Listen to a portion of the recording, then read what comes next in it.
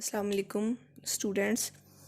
अब जो है मैं एक्सरसाइज 4.3 के क्वेश्चन नंबर 3 का पार्ट नंबर जो है वो 4 आपके साथ डिस्कस करने लगी हूँ।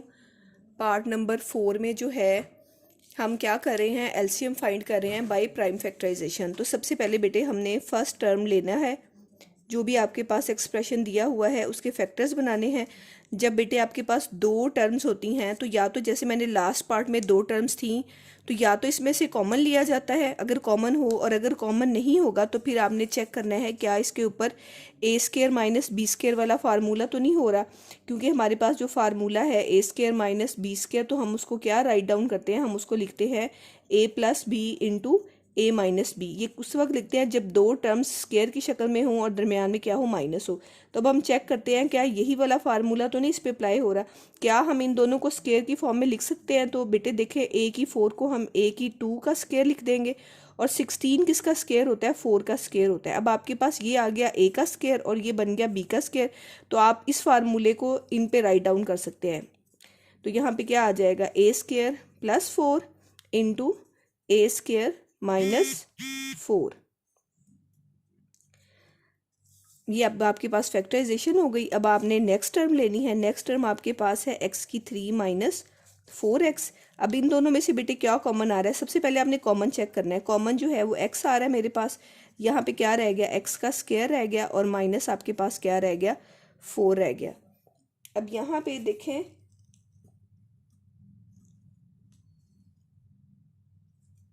सॉरी बेटे, यहाँ पे जो है ना ये x नहीं, a नहीं है, x है। मैंने बाय मिस्टेक जो है यहाँ पे जो है वो a राइट कर दिया, यहाँ पे x है। तो अब यहाँ पे जो है कॉमन फैक्टर्स क्या आ रहे हैं दोनों में,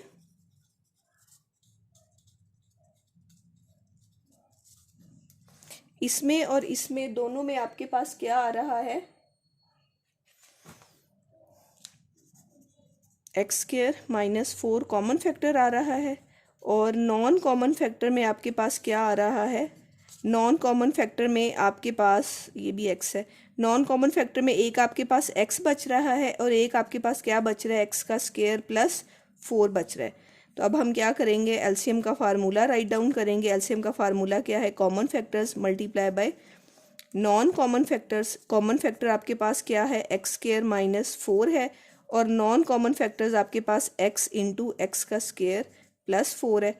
तो आपने क्या कर दिया, इन दोनों को फिर इकट्ठा राइट डाउन कर देंगे, यानी इसको अरेंज कर लिया, एक्स का स्क्वायर माइनस 4 इंटू एक्स का स्क्वायर प्लस 4। अब बेटे यहाँ पे ये वाला फार्मूला जो है वो रिवर्स जा रहा है कि जब आपके पास दो टर्म्स एक माइनस में हो और एक प्लस में हो, टर्म्स सेम हो, तो आप उसको क्या लिख सकते हैं, पहली टर्म का स्क्वायर माइनस दूसरी टर्म का स्क्वायर। यानी जिस तरह आप इस फार्मूले को इस तरफ लेकर आ सकते हैं, उसी तरीके से आप इस चीज़ को रिवर्स ऊपर की तरफ भी लेके जा सकते हैं। ये दोनों चीज़ें क्या है, एक दूसरे के इक्वल है, ये इक्वल का साइन ये शो करता है।